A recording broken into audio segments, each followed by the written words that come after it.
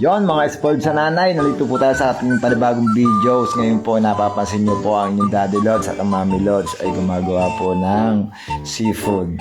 Tulad niyan, ako po ay naglilinis po ng galunggong at balak po namin siya iprito at si Commander naman ay naglilinis ng puset. Pinagtulungan na po namin yung lutuin ngayong tanghalian po at para po mapabilis po yung aming pagluluto.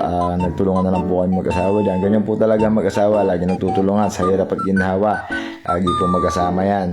Kahit anong laban po yan, basta mag-asama pa yan. Lagi niyo po tatandaan, ikaw at ang asawa mo ay iisa. Sana all. So maliban na lang sa mga manunusot dyan, bahala ko sa buhay ninyo at bahala na rin po kayo sa kinabukasan nyo kung ano po pinaplano ninyo bilang isang magkabiyak. So ito ngayon po ang aking vlog ngayon ay magluluto tayo ng isa sa mga pagkain Pilipino. Nilalagyan ko na po ng aji yung galunggong at siya po igaya ko na po para ipirito at nilagyan ko na rin po ng konting asin. Mas masarap po kasi yung talagang natural luto ng Tagalog, asin lang at saka aji. So nagpainit na po ako ng kawali dyan. Ayan, habang nilagyan ko na po ng mantika at hihintayin po natin uminit yung mantika at pagka nakikita na po natin na parang umuusok-usok na ay pwede na po natin ilagay ang ating galunggong. Yun nga po, nilagay ko na nga po yung galunggong. Ayan po ay hindi ko mawari ang ano niya kung ayan ba 1 kilo. Yan, so pinagkasya ko na po siya dyan.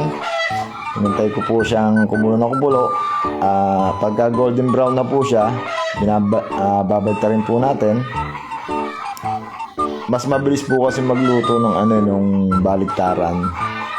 Pagka ganyang golden brown na siya, medyo malutong niya. Kasi depende naman kasi sa gusto niyo o trip niyo kung anong klaseng isda, kung anong klaseng pagkaluto niya. Kasi ang trip ko lang ay hindi masyadong malutong kasi nga unang-una kulang na po tayo sa ngipin.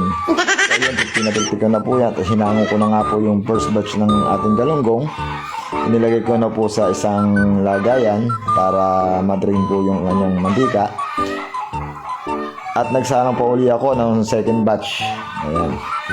So kung hindi ako nagkakamali, may 20 piraso yan. Yung galunggong na may kaliitan. Pero sa paglulutong yan, ang diskarte ko po dyan at dinadamihan ko po siya ng mantika para nga naman kahit buto o tinik, pwede mo siyang kainin.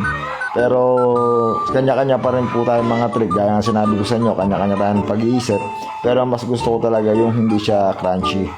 Kaya minabuti ko na golden brown, hinango ko na. And then after naman ito, nag-prepare naman ako dyan ng kawali para nga sa aking igigisang upo. At si Commander naman po, siya po ay nakahanda na rin po yung kawali niya, yung ating pinagprituan ng galunggong. At nagsalang na po siya dyan ng puset na gustong-gusto niyong kainin. So sa madalit sabi, niluto po namin dyan ay 3 putahing ulam. Minsan lang po tayo maka-experience na ganyan at nakakaluwag po tayo sa ngayon. At pagdating naman siguro pagka tayo nagipit, balik na naman po tayo sa kanin at toyo. Iyon. Swerte na rin at may kanin at toyo. Kahit paano naman yung mga ano ko naman hindi mapili. So yun, nakikita nyo naman siguro yung kawali ko umusok-usok na. Nilagyan ko na po siya ng mantika. After ko nilagyan siya ng mantika, minekos-mekos ko po siya. Ayan, tinatak-tak-tak-tak. Sa mandalang kay Commander, ituloy-tuloy lang po ang kanyang pagpiprito ng kanyang masarap na paboritong pusit. So yun, nilagay ko na po yung bawang at sibuyas. Sabay na po yan, kanya-kanya po diskarte po yan. Gaya po na sinasabi ko sa inyo, tayo po ay may kanya-kanyang diskarte. So nilagay ko na po si Upo. Ayan po, shoutout po sa nagbigay ng Upo na yan, si Shawit. Shoutout sir, maraming salamat sa sponsor ng Upo. So nilagyan ko na ng paminta. After ko na malagyan paminta, minekos-mekos ko ulit. Habang nagkukwentuhan kami ni Commander, kita nyo naman, nagtutulong kami mag-asawa dyan. At nilagyan ko na po siya ng sabaw mula sa telmo kahit paano, konti na lang po yung oras para pakuluin. Habang naman ang kanyang Mommy Lods naman yung nagluluto ng kanyang paboritong calamares, ayan, bumili po siya ng 1 kilo ring calamares. Medyo ako naman po ang tutusin naman, hindi ko naman talaga hilig yan, pero kumakain ako talagang walang-wala na. So habang hinintay ko pong kumulo yung aking niluluto nga, yung aking ginisang upo, at ako'y patambay-tambay muna. Ayan nga po, ngayon naman po ay matatapos na rin po si Mommy Lods niya magluto ng piniritong calamares na ang ginamit po namin dyan ay pusit. So yun, nilagyan na nga po ni Mami Lods yung aking yung aking niluluto, nilagyan na po ng pork cube. Pork cube, baka naman.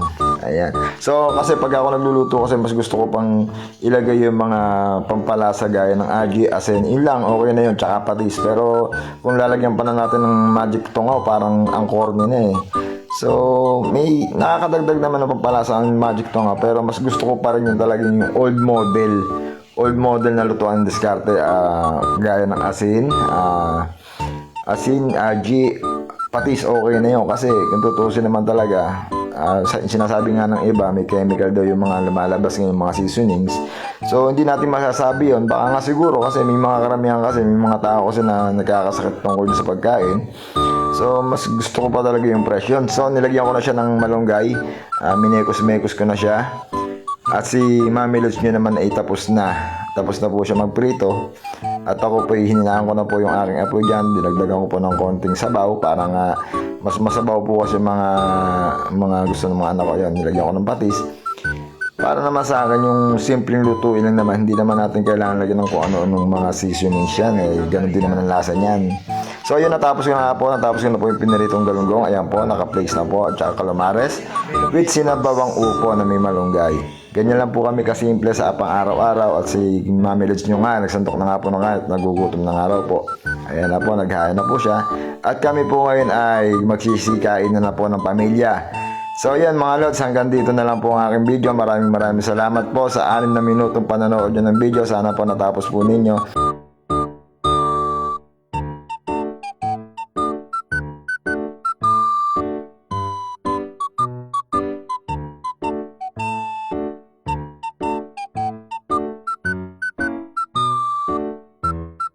Baba!